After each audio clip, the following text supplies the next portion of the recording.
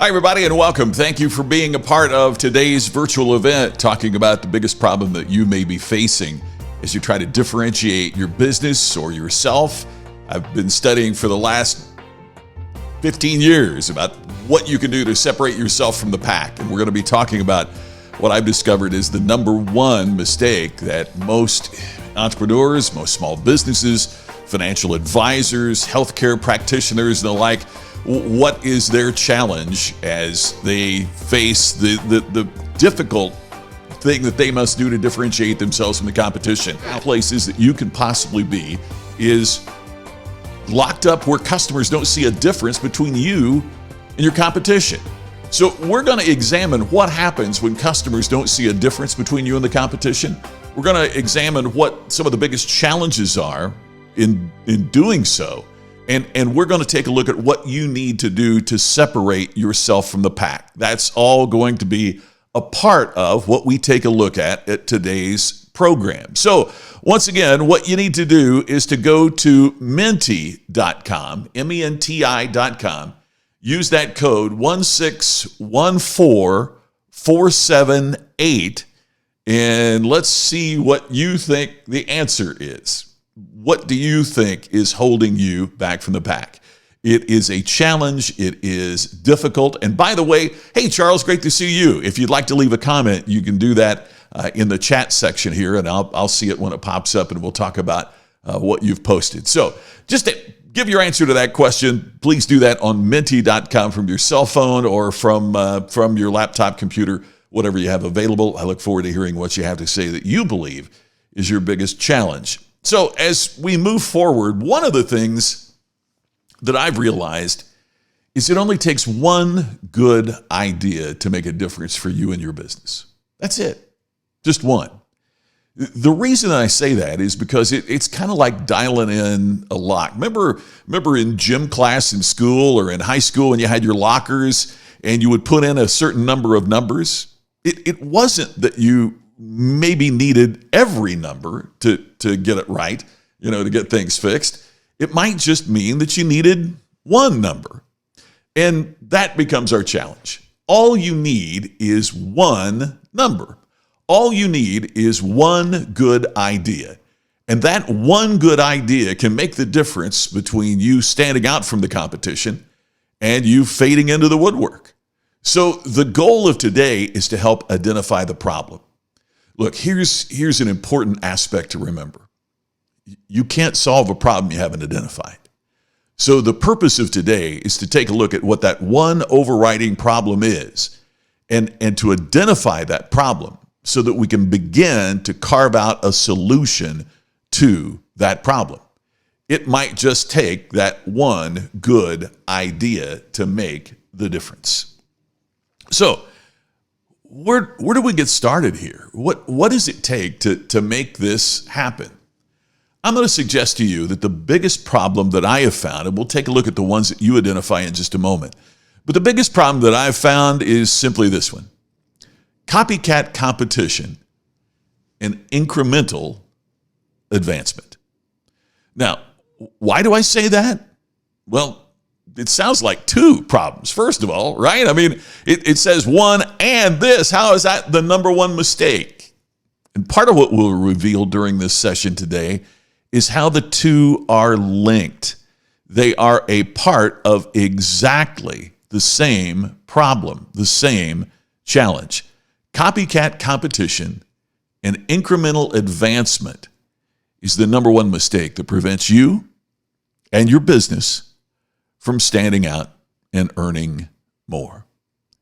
So when we're faced with competition, whether it's new competition or tougher competition because of what's happening with COVID-19 and we're in a global marketplace. I mean, think about this. Your competition used to be somebody in your community, maybe somebody in your neighborhood. The competition used to be, if you were a financial advisor, you knew the other financial advisors in your city. You knew who your competition was. If you were a chimney sweep, if you're a real estate person, you knew who your competition was because they were right there.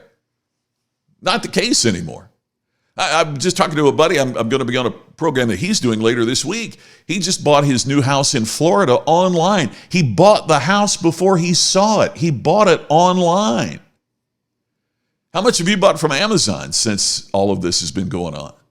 What's happened is it's an incredible change, and we're finding that our competitors may not be originally who we thought. But regardless of who our competition is, and regardless of where we might find them, there is a standard response. You've got to get better, and you got to find more compelling reasons for customers to do business with you. If you can't find those compelling reasons for customers to do business with you, your competition is going to put you out of business. That's it. If there's not more compelling reasons for your customer to do business with you, you're out of business. Let's take a look at some of the things that you've identified and get back to what's really important in terms of separating ourselves from the competition. So first, we have to identify what's like a magnet pulling us back to the pack. And I think that's one of the challenges, that when faced with competition, what we find is the standard response is that we imitate what the competition has done. We imitate the competition. And when that happens, we attempt to incrementally improve upon their performance. We attempt to incrementally improve on their performance. Here's what I mean by that.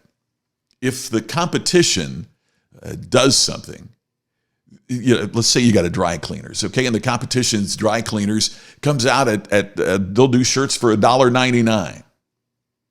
What do we traditionally do? We go out and do shirts for $1.99, or maybe $1.97. And notice what happens. It's not about who's the best dry cleaners. It's not about who has the best service. It becomes a spiral of copycat competition. That's what we have to avoid. See, we imitate what the competition has done to improve, or we attempt to incrementally improve upon their advancement. Now, this creates a couple problems. First, it means that we're more concerned about what our competitor is doing than what our customer desires. We're more concerned many times about what our competitor is doing than what our customer desires. How many businesses have you seen that are so focused on the competition that you wonder if they really care about you as the customer? Maybe some of you are old enough to remember when the Japanese came into the U.S. automotive market in a big way back in, let's say, the 1970s. They really came in a little earlier than that, but for the purposes of the example, that's when many people noticed it. Well, what did all of the U.S. automakers do? They rushed to make their cars more like the Japanese. The Japanese automobiles, when Toyota is coming in and Datsun at that time, that became what we know now as Nissan, was coming in, their cars look similar. So the U.S. car manufacturers rushed to fill that void. Why? If that's what people were buying, then let's make it too. And what happened? Everybody's cars looked exactly the same. It got tougher to distinguish the difference between one car manufacturer and another. And what was the end result of that? Well, they went bankrupt. General Motors, one of the most significant of all corporations, went bankrupt. And they eliminated lines like Pontiac and Oldsmobile. Why did they do that? Because we couldn't tell the difference between a Pontiac and a Buick. We couldn't tell the difference between an Oldsmobile and a Buick or a Cadillac. We couldn't tell the difference. And when we couldn't tell the difference, we bought something else. But in their rush to fight their competitor, they forgot about their customer. So many businesses are so focused on what their competitor is doing, they aren't paying enough attention to what their customer desires. And when that happens, when we're more concerned about our competitor than we are about our customer, it creates extraordinary problems for us. We pull back from innovation that could make a difference for us. When we play it so safe that we're creating challenges out there, man, that's a very difficult place for you and your business to be in. We've got to be more concerned about the customer than the competitor. Now, please don't misunderstand me. This is not suggesting that you don't care about your competition. It's not suggesting that we should be ignorant of our competition. But it's suggesting that we have to have our focus in the right place. Let's see what happens when we don't. First off, when we look at what's going on in the world right now, that competitive pressure, that need, as was just mentioned earlier, to feel safe, is creating a huge challenge. See, that safeness can be taken one of a couple ways. It can be the desire for all of us to feel safe in the wake of COVID-19. It can also be our desire to feel safe, that we don't want to do anything wild or do anything different or do anything beyond incremental improvement, because it's the old thing. It's the tall poppy syndrome that they talk about in Australia. The tallest poppy is the one that gets cut down first. The thing about not sticking your neck out, all of that comes into play here. Why? Because it's a scary time. It's a challenging time. So all of these things that we're talking about that are true in any business situation are exacerbated when we face a situation like what we're in right now. It increases our natural response to imitate what the competition is doing. Hey, if somebody throws a punch at your nose, your instant reaction is to try to block it. It's not that you have to think about it for a long period of time, because if you do that, you're going to get poked in the nose. But your natural reaction is to try to block it. Our natural reaction when a competitor does something is to try to imitate what they're doing. We don't want them to get ahead of us. So therefore, our natural reaction during this challenging time is to make certain that our competitor doesn't get ahead. Which raises this question. Right now in business, are you playing to win?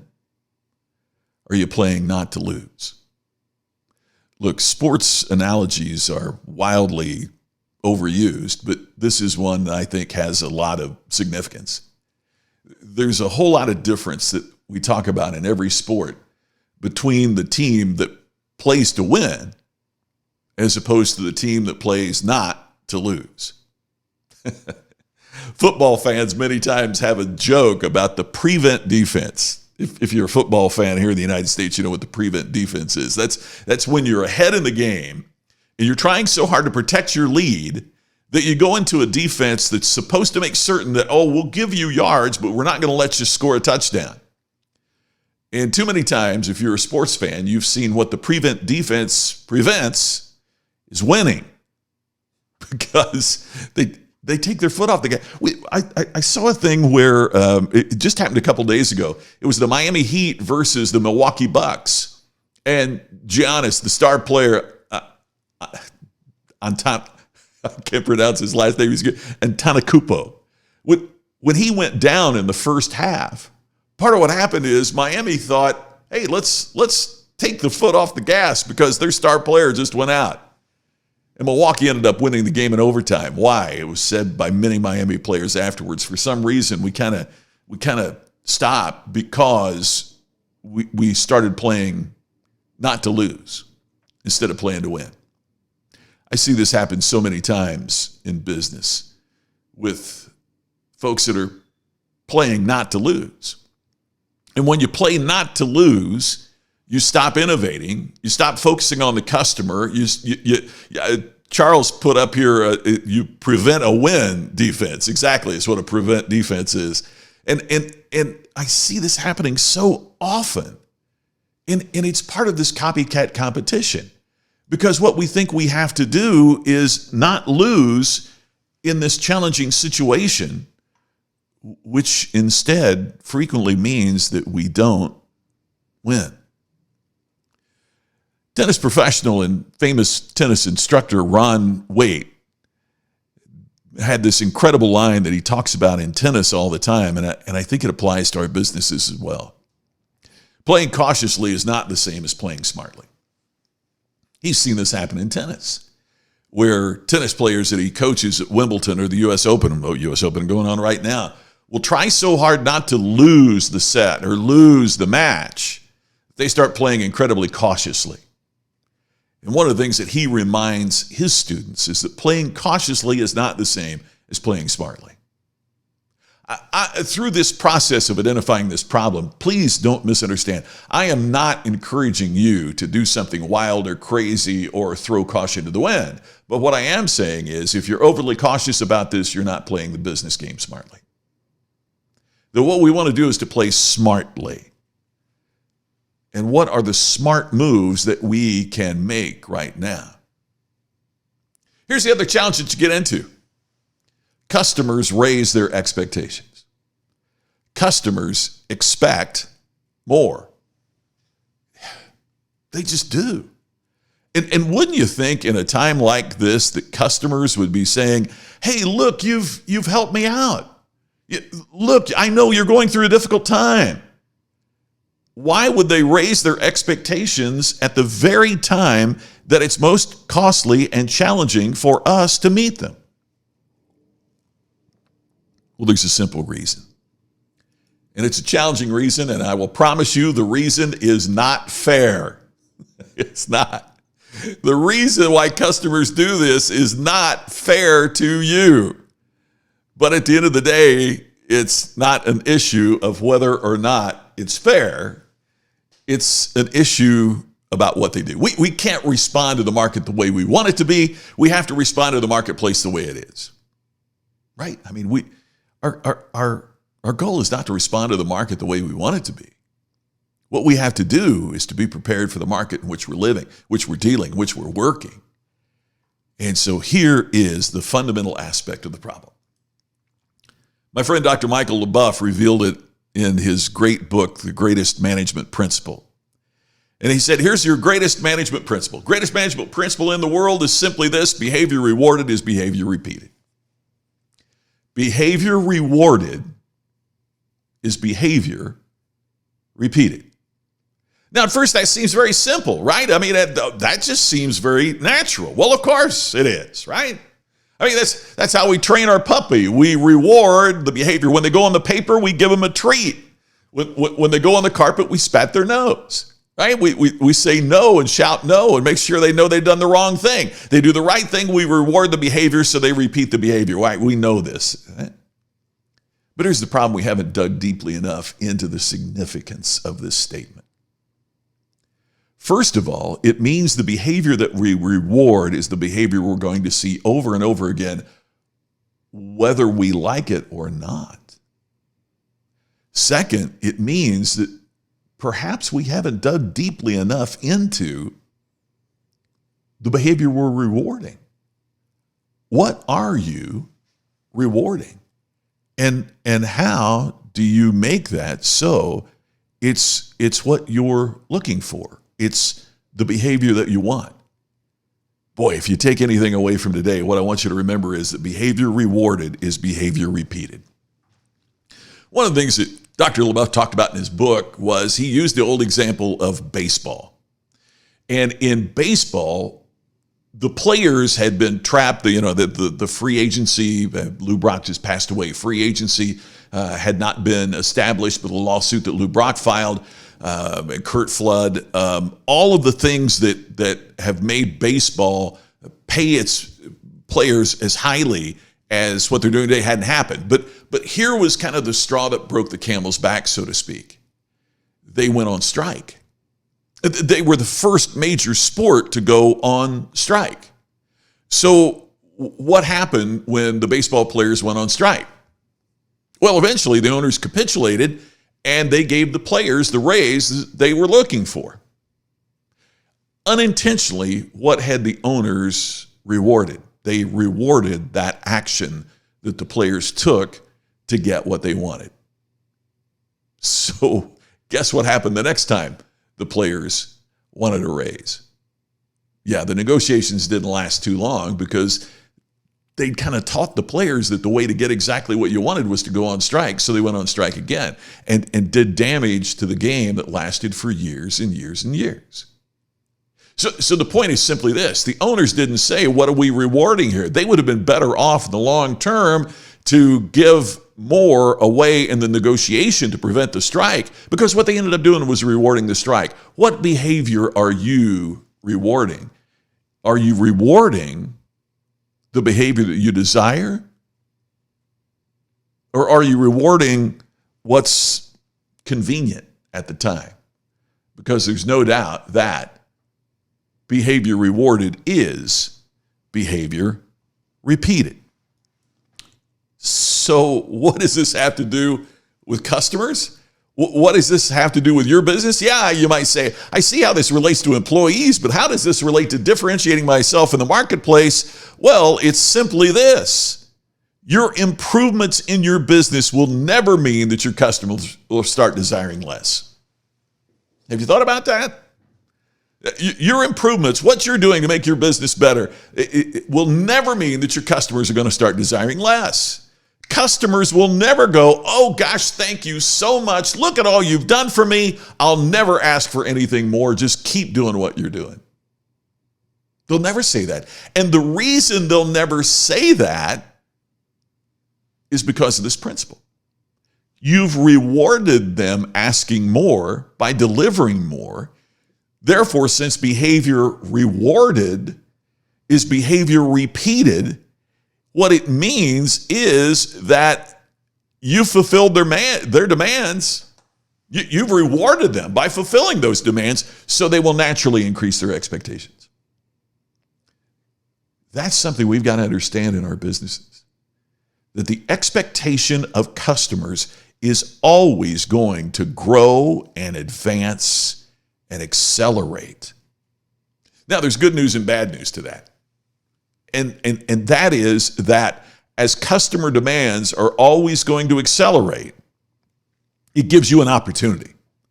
Because that phenomenon is true for you, and it's just as true for your competition.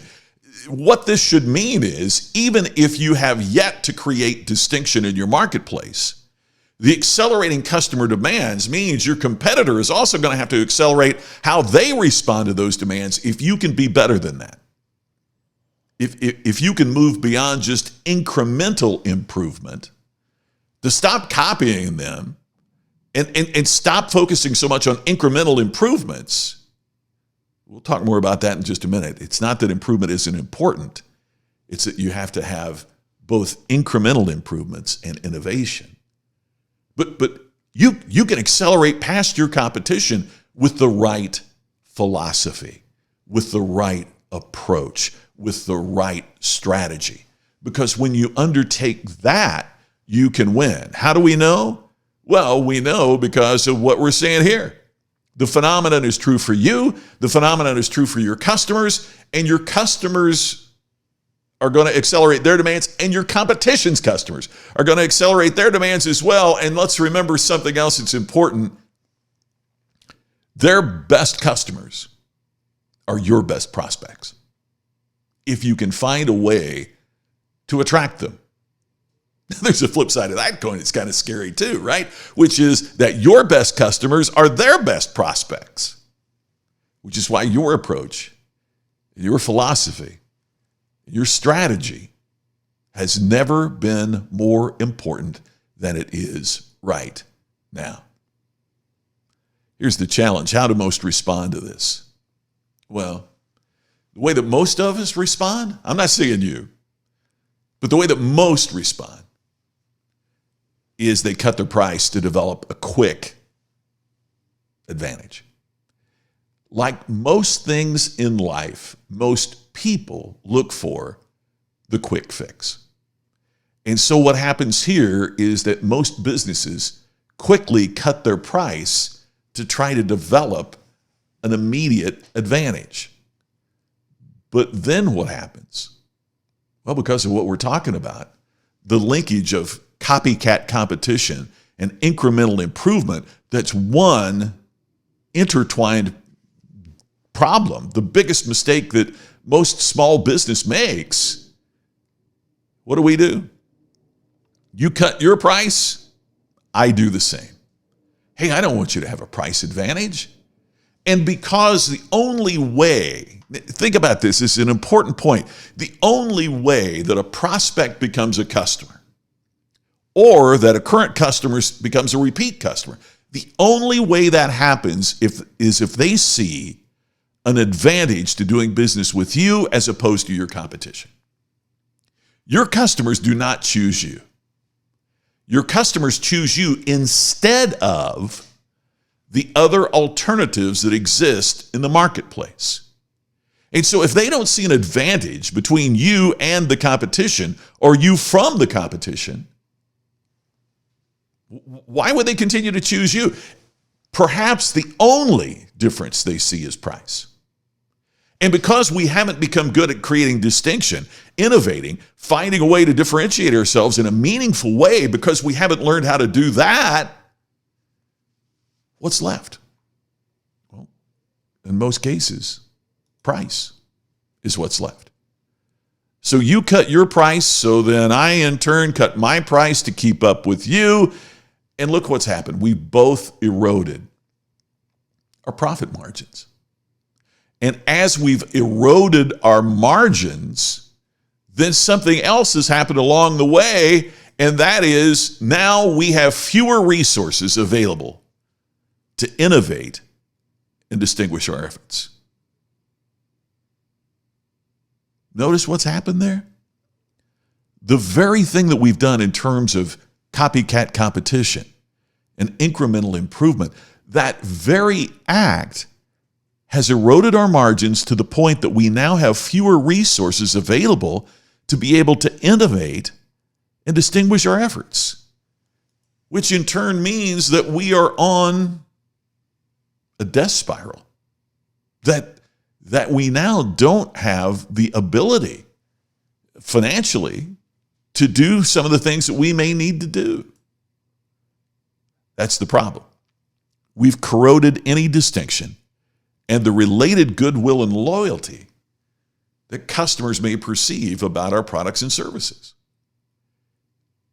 And if we cut our price to meet theirs, the logical assumption by customers is they don't value their products or services, or they can't explain the added value of their products and services as opposed to that of their competition. The spiral of price pressures diminishes any possibility of breaking that cycle. So something to remember. Imitation is never good enough to create distinction. As many of you know, gosh, we got a lot of folks watching today. As many of you know, my wife and I live in Las Vegas. And obviously everything's shut down now in terms of entertainment with the pandemic. But before all of that happened, you would drive up and down the strip and you would see Elvis impersonators. Elvis impersonator. You can even get married here in Las Vegas at a chapel with an Elvis impersonator doing the ceremony.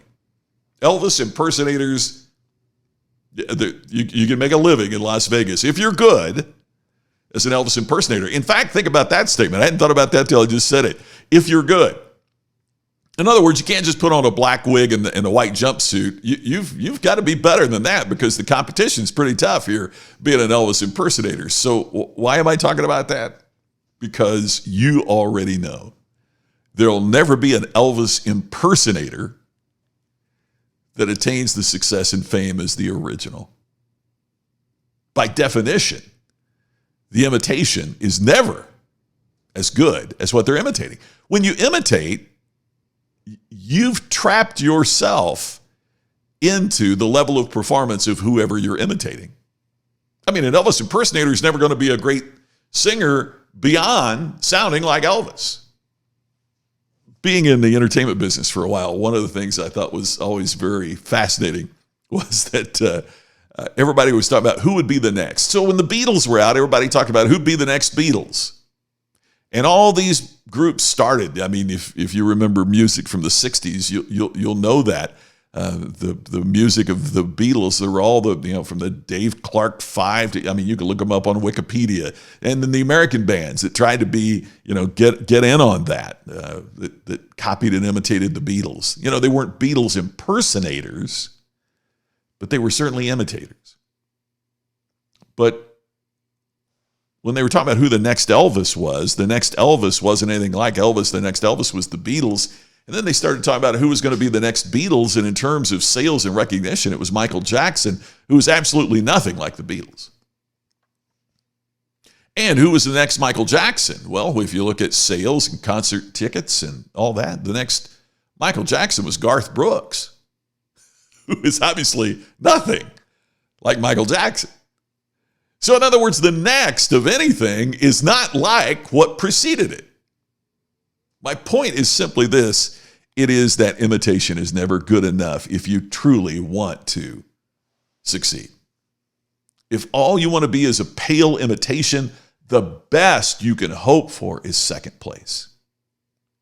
But next, while improvement is required, we have to do more than just incrementally improve. Now, hey, don't get me wrong. Incremental improvement is important.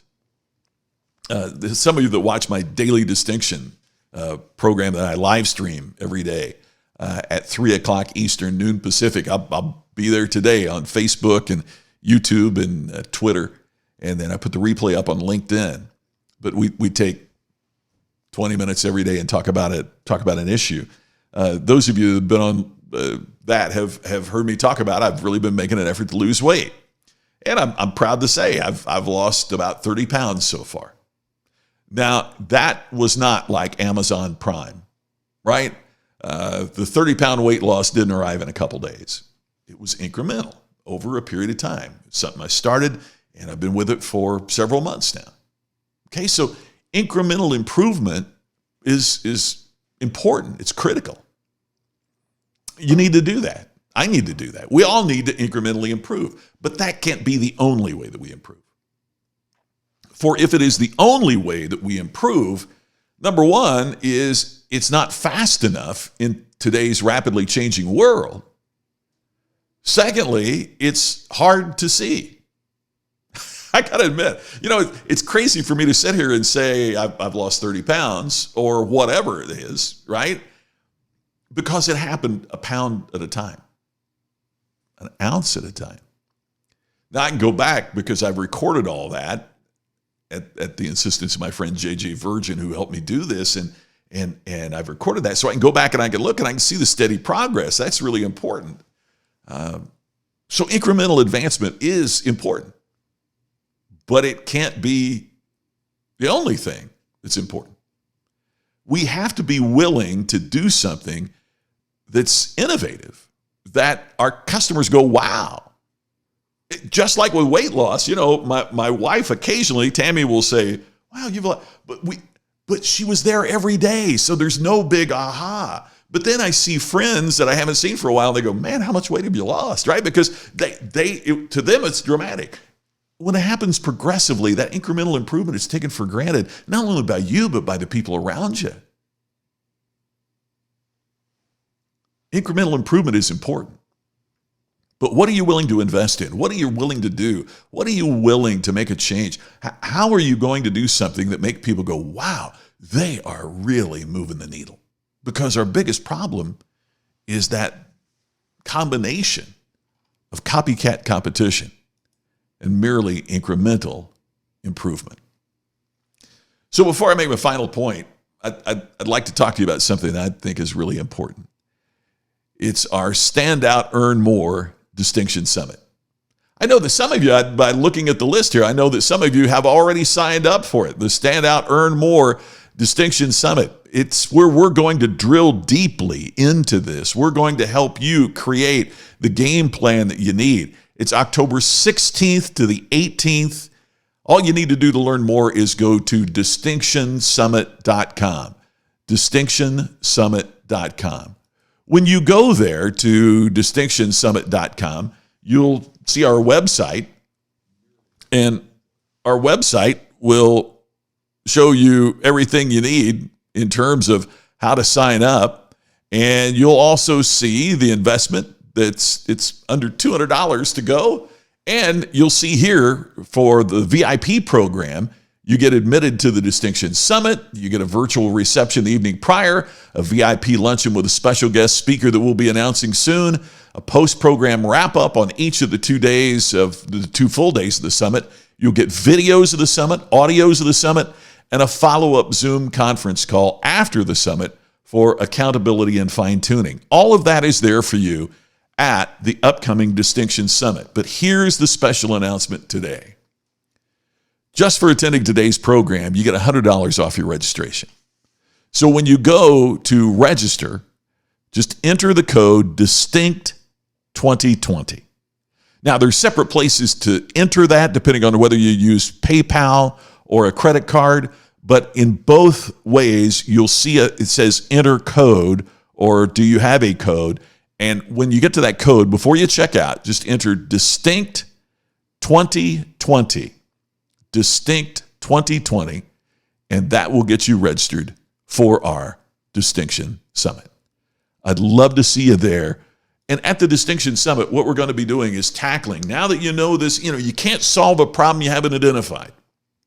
So the goal today was to drive home the point that this is a challenge. So you're identifying some of the things that's pulling you back to the pack. From my experience and my research of over a decade, these are the things that I've seen. It's that combination, that interconnection between copycat competition and incremental advancement that's devastating businesses out there. It's for lack of a better term, it's a slow death. It's a slow death that puts us in such a challenging situation. So if you'd like to discover how to get out of that problem, you've identified the problem, I hope you go to work on it. If you'd like more help in being able to solve that problem, please sign up to join us at Stand Out and Earn More, the Distinction Summit. By the way, why do we call it Stand Out and Earn More? Because have you noticed the companies that stand out do earn more, regardless of the size of the business, whether we're talking about Apple or whether we're talking about your local business. Those that stand out earn more. They earn more profit, but they also earn more respect, and they earn more customers. They earn more loyalty, and they earn more in terms of the level of employee that wants to be a part of what they do. They earn more in every phase of the business when they're able to solve this issue of copycat competition and incremental improvement, and they create distinction in their marketplace. See, we've learned how to do what we do. Whether you're a financial advisor or a chimney sweep, whether you're a realtor and an accountant, you've learned how to do your job. The challenge is, as we learn how to do our job, nobody teaches us how to make that stand out. I did a program for a group of surgeons. It was their national convention of a national group of surgeons. And one of the things I learned that shocked me is that you could graduate and become a surgeon. In other words, you've done your bachelor's degree, you've done your medical school work, you've done your internship, you've done a residency, you are now a surgeon and have never taken a course on business, on how to distinguish what you do from the competition. So if I want to have cosmetic surgery, which is the group I was talking to, if I want to have cosmetic surgery, how do I pick one surgeon over another? I mean, I don't know who's better than somebody else. I look at before and after pictures. All their websites look the same. Everything looks the same. How do I tell the difference between one and another? They're not taught that in medical school. You can graduate from many of the business schools, top business schools in the United States, and never take a course on how to differentiate your business.